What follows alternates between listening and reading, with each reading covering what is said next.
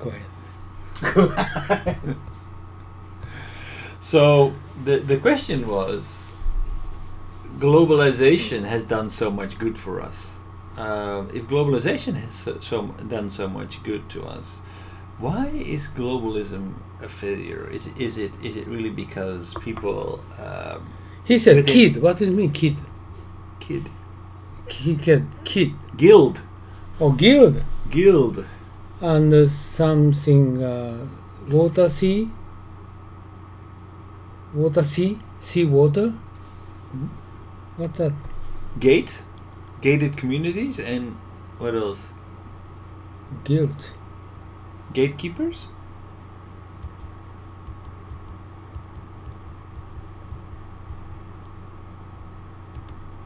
And a lot of our societies have had a whole bunch of people that have figured a way to game the system for their kids.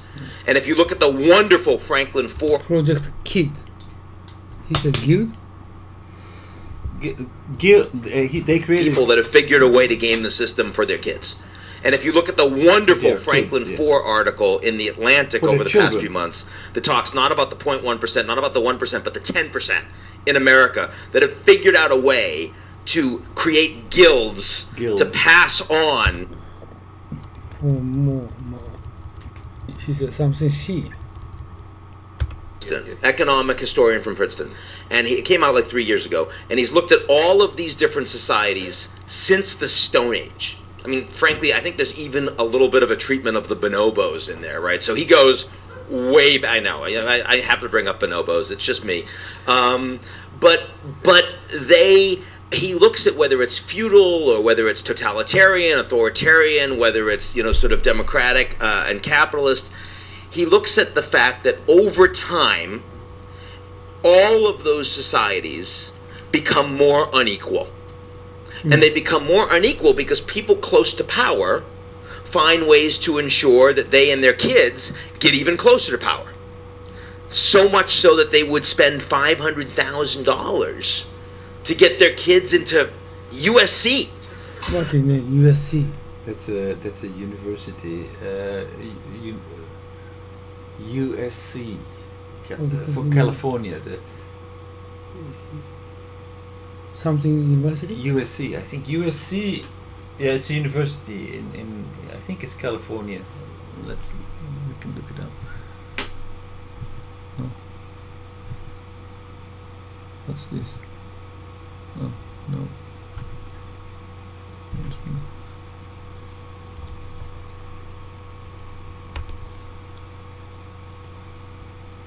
University of Southern California. Oh, this is USC. Okay. Mm-hmm. Kids is going to this. Children. Yeah. It's a. Oh, okay. It's not a very Famous one. famous one, not a very strong one, but apparently when this scandal was going on, right, in the United States, that children of actors and other influential people were paying off the committee to let their children into the university. Okay, I don't know. Okay, I understand. Wait, I know, I'm confused by that myself. I mean, like, Yale I got, Stanford I got, but I didn't get the USC thing. That I mean, I guess you can still apply for financial aid after that, so there's that. And there's only 3 ways historically that you fix it, that you create the 3 great levelers: famine, pandemic, state collapse, revolution, or war. It's a pretty depressing book, right? So, I mean, the big answer to your question is we've now gone a long time since the Great Depression. We've gone a long time since World War I and World War II. And a lot of our societies have had a whole bunch of people that have figured a way to game the system for their kids. And if you look at the wonderful Franklin Four article in the Atlantic over the past few months that talks not about the 0.1%, not about the 1%, but the 10% in America that have figured out a way to create guilds to pass on gated communities and access to gatekeepers to their kids, it is a very depressing read, right? And it's the reason why a lot of Americans are saying, I don't care if you're Democrat or Republican, these people are lying to me. I don't care if you're a CEO or a banker, you're lying to me. I don't care if you're mainstream media or public intellectual, you're lying to me. Brexit, same damn thing, right? So that's the big answer. But the small answer is that... What is big answer? He said 1%, 10%? What does it mean? No, the big answer. So what's wrong? So the question was, if globalization has brought us so many benefits, why is globalism? What's so wrong with globalism? Is it only about because it's globalism is only the political movement to stimulate globalization? I mean, globalization in itself has brought us many benefits. So why is globalism such a failure? So well, actually, globalism in itself, people do not believe in it anymore because what you see is that actually those benefits of increase in welfare, of increase in power, of globalization that would bring these benefits, they are not being distributed evenly because there is a small group in society, 10%, that actually starts to game the system. They don't want to share. They don't share everything equally. They are creating ways that will guarantee that only they and their children have access to this exclusive society, this exclusive group. So these exclusive groups, that's not something that is just of today. That's something that is from all times, basically, of all times. Societies that get more rich, that get more influential, they get a bigger gap between the people who have and the people who don't have. So that's why the people who don't have say, okay, I don't care what you're saying to me. I don't care whether you are left wing or right wing, whether you are a banker or you are a university professor. Basically, you're all part of that guild, all part of that secret society that is that has access to this exclusive group who is not sharing the benefits of globalization with us. So there's a general tendency of disbelief and caution when it comes to people of the elite. The elite is not there to share. The elite is not there only because of its merits, but it's also there because they created that society exclusively accessible to themselves.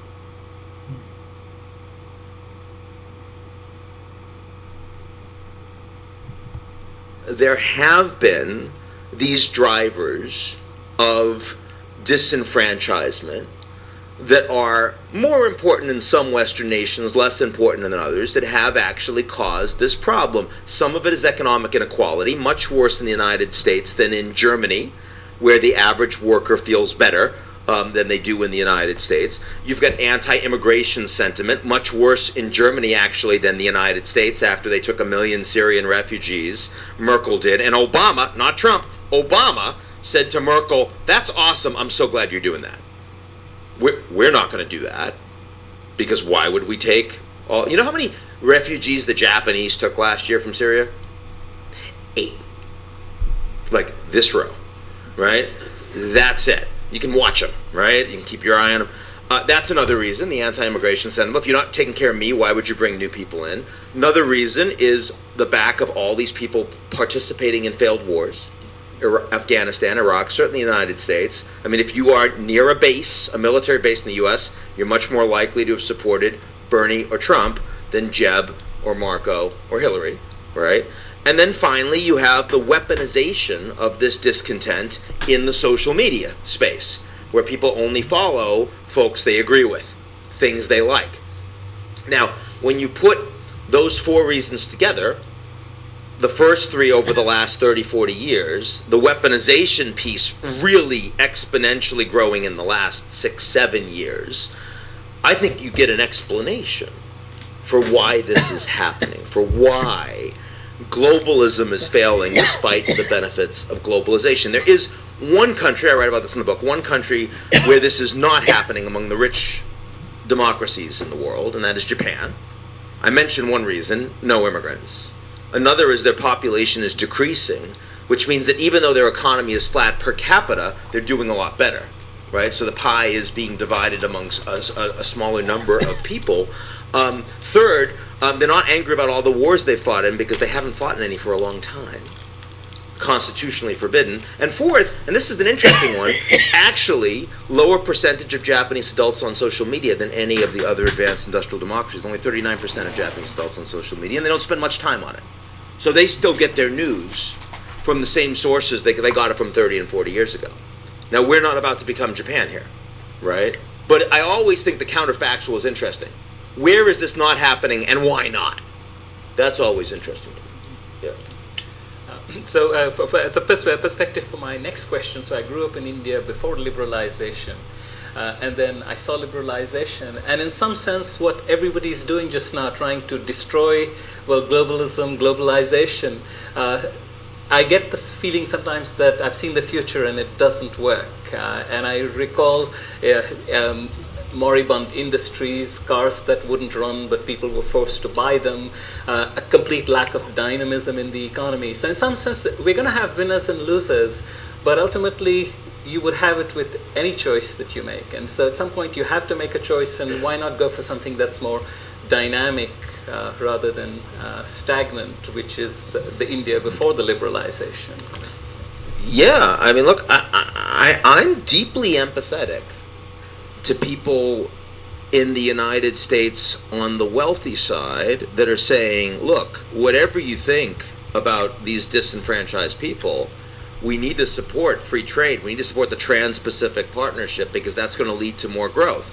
I get that argument. It will lead to more growth. But when the overwhelming benefits of that growth go to a small percentage of the population, I'm also deeply sympathetic for why a whole bunch of people say, you know what, I need to break stuff because otherwise these people will pay no attention to me. I mean, I don't actually believe that most of the people that voted for Brexit, or even worse, most of the young people that didn't think it was worth even bothering to vote in the most consequential referendum of their lifetimes, did so because they really believed that everything else, even if it was good for the system, was not going to be good for them. I get it. I don't think Americans are fundamentally bad people, but I think that when we feel like our families are not being taken care of, when we feel like our life expectancies for white men have actually gone down, unless you're in the top 10% in the United States in the past 34 years, I get why those people would say no to fancy facts. Look, let me be personal about this. I grew up in the projects in Chelsea, Massachusetts. My mother had less than a high school education. She left to elope with my father, who was an enlisted man. She used to read the National Enquirer every week. She got it at the Stop and Shop down the road, and that was how I learned to read, which is kind of cool because there were a lot of pictures and the words weren't difficult. Now, the National Enquirer, people in an education, an Institute of Higher Learning, would say, oh, the National Enquirer is fake news. But, you know, the National Enquirer did have kind of a higher truth. The higher truth being that all of these people are lying to you. What is National Enquirer? It's kind of a glossy newspaper. It has like outrageous news about newspaper name? So it's a newspaper. It's basically, it has like UFO spotting and that kind of Gossip. So it has a lot of outrageous news, and they like to think about. They like to talk about. What is it, like conspiracy theories and things like that?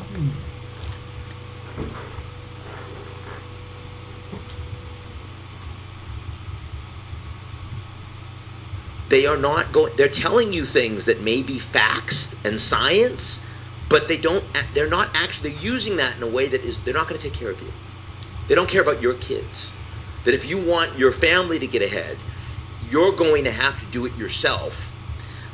outside of all of these forces that are working against you. And I think that when enough people really fundamentally believe that deeper truth, that deeper message.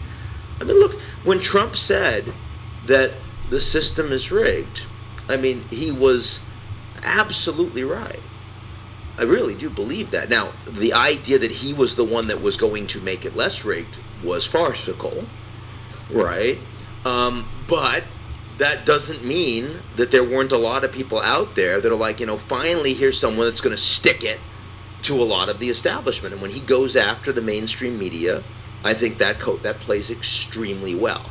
The fake news, right? The enemies of the people. I think that goes over really well. And I think the media doesn't know how to deal with that, right? Yeah. So let me pick up on the point. So that is actually, fake news, like, it's a general tendency of people who are disenfranchised. And so what he's saying is like the United States is now being disenfranchised because of wars, of needless wars outside of the United States, because of migrants, not in the United States, but more in Germany, for example, in Europe.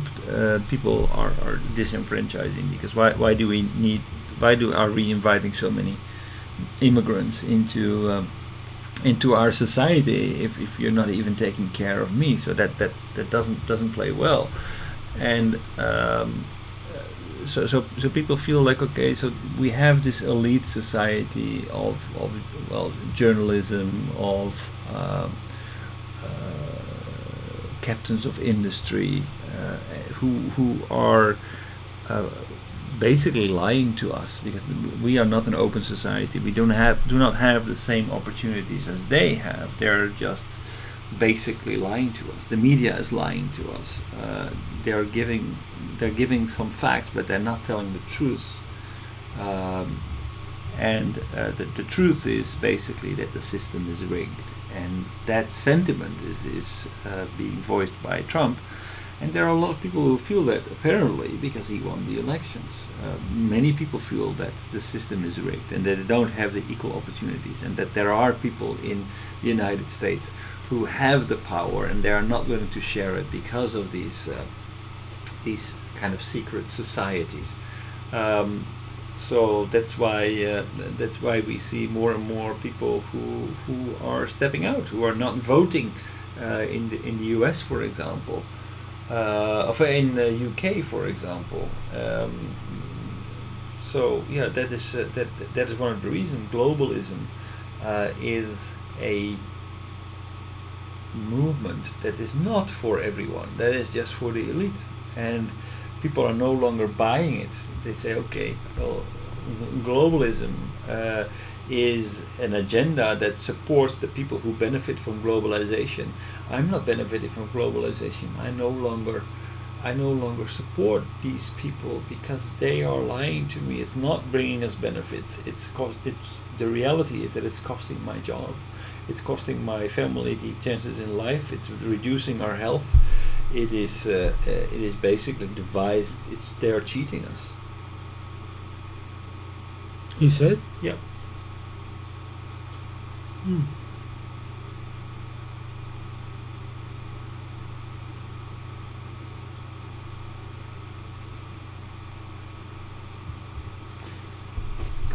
Can I have 1 second? I get a phone call. I think.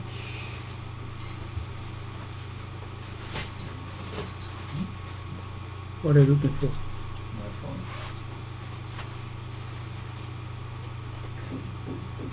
Missed.